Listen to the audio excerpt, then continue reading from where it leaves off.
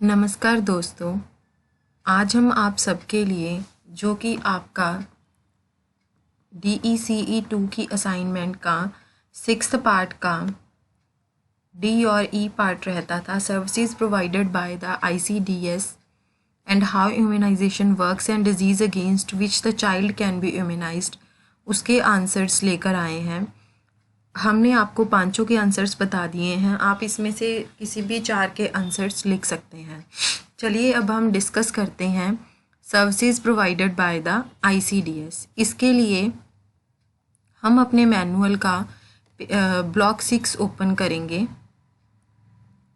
Block 6 का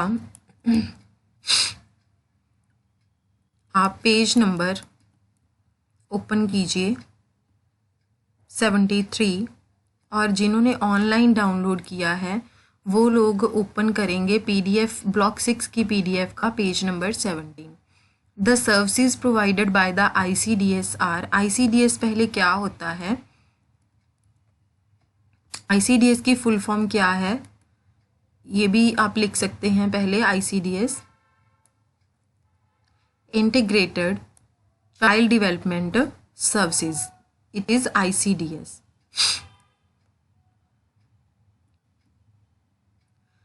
The services provided by the ICDS are supplementary nutrition, immunization, health checkups, referral services, non-formal preschool education, nutrition and health education.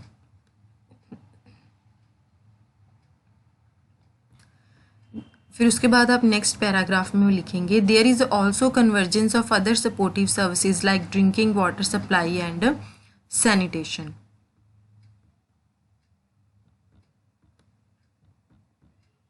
उसके बाद हम नीचे एक table बनाएंगे जिसमें लिखेंगे details of ICDS service delivery. ये आप टेबल एज सच बना सकते हैं, जैसे कि यहाँ पर बना हुआ है। और यहाँ पर जो स्टार्स लगे हुए हैं, जैसे वहाँ पर आंगनवाड़ी वर्कर, ये सारा कुछ आप नीचे से देखकर एज सच भी लिखेंगे। ये आपका हो गया आंसर कि कौन कौन सी सर्विसेज ICDS प्रोवाइड करता है। उसके बाद है how immunization works and disease against which child can be immunized. इसका आंसर भी आपको ब्लॉक 6 में ही मिलेगा।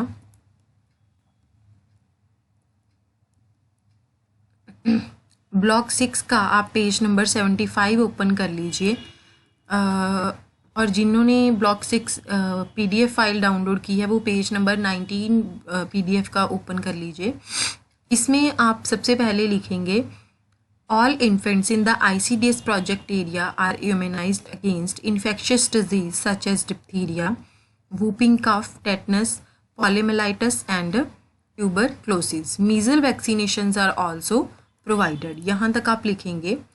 उसके बाद आपका फर्स्ट पार्ट है कि हाउ इम्यूनाइजेशन वर्क्स। आप नेक्स्ट हेडिंग बनाएंगे जिसमें आप लिखेंगे immunisation plays a crucial role in preventing serious childhood diseases.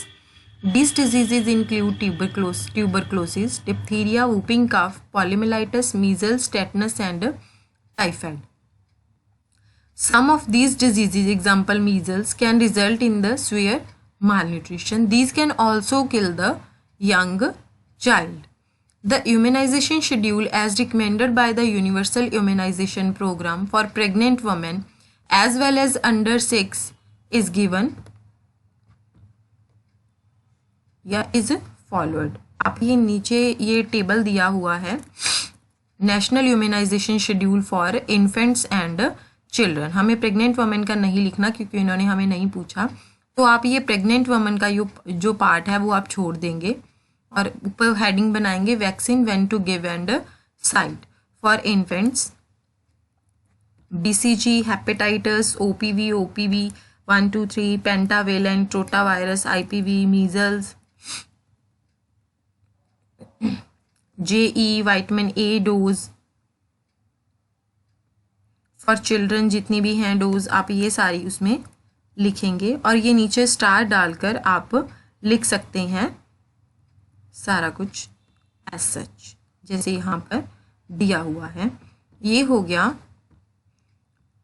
आपका 6th क्वेश्चन कंप्लीट। अब हम अपनी वीडियो में 7th पार्ट के बारे में बताएंगे। 7th का ए पार्ट है what is meant by the supplementary feeding and at what age should it begin and why. Supplementary feeding क्या होती है और कौन सी एज पर इसको शुरू करना चाहिए और क्यों। इसका आंसर हमने 300 वर्ड्स में लिखना है। सॉरी माय डियर फ्रेंड्स, जो हमने ये ह्यूमनाइजेशन वाला क्वेश्चन देखा था, इसमें आप थोड़ा सा ये भी लिख सकते हैं, ये भी आपके ब्लॉक 6 में ही नेक्स्ट पेज पे है कि recently it has been decided that, ये नहीं लिखने की ज़रूरत, recently an injectable inactivated polio vaccination will be introduced in India in a phased manner under UIP। This will be over and above the oral vaccination. ये वाला paragraph भी आप इसमें लिखेंगे एंड ये वाला पैराग्राफ आगे, ये पॉइंट्स भी आप इसमें लिखेंगे यहाँ तक। चलिए अब हम 7th क्वेश्चन का आंसर आपको बता देते हैं कि सप्लीमेंट्री फीडिंग क्या होती है।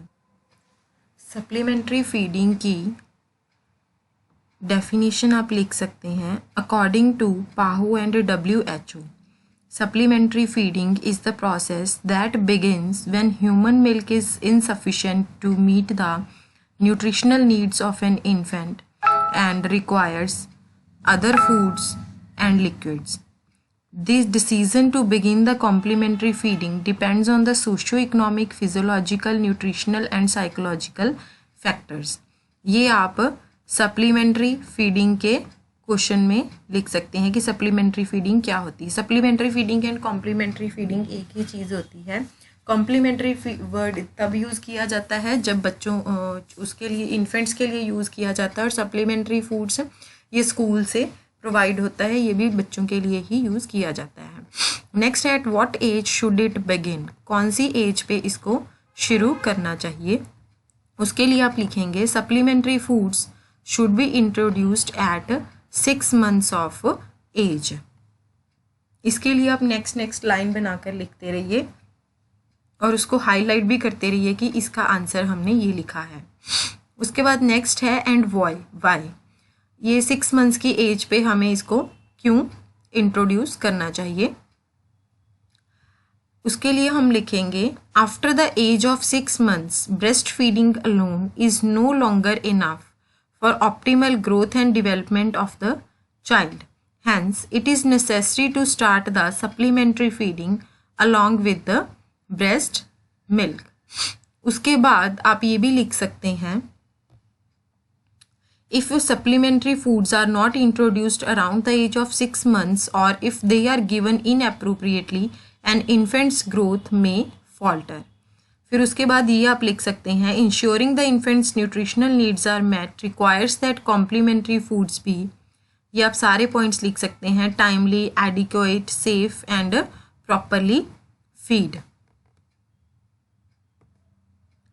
उसके बाद आपका 7th का बी पार्ट है state 2 supplementary foods that can be given to 9 month old infant. Also explain the rationale for the foods that you have selected for the child. चलिए आइए अब हम इसका आंसर देख लेते हैं। Hey dear students, here is the answer. It is available in the block 4. जिन लोगों ने PDF फाइल डाउनलोड की है वो पेज नंबर 14 ओपन कर लें, और जिनके पास मैनुअल है वो पेज नंबर 236 पर चले जाएं। यहाँ पर लिखा हुआ है कि when the infant is 8 or 9 months old, finally cut the foods such as boiled potato and carrots, it should be given. Second है biscuit or toast, it should be given because this lets her chew. उन्होंने पूछा था ना कि explain the rationale for the foods that you have selected for the child, कि हम इसको क्यों दे रहे हैं बच्चे को,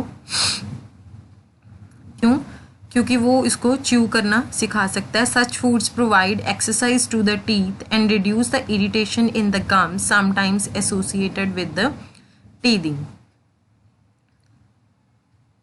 Active food styles are also important for the feeding. Such a feeding style can provide significant learning opportunities through responsive caregiver interaction, enhancing brain development in the most crucial years. हम उम्मीद करते हैं कि स्टूडेंट्स आपको section A के सारे questions के answer समझ आ गए होंगे कि आपने इसमें क्या लिखना है. अब हम सेक्शन बी पर मूव करेंगे जो कि है प्रैक्टिकल सेशन. प्रैक्टिकल सेशन में हमें क्या करके लिखना है उसके लिए हम प्रैक्टिकल मैनुअल फॉलो करेंगे. उसके लिए हम अपनी नेक्स्ट वीडियो में आपसे फिर से कंटिन्यू करेंगे. Thank you.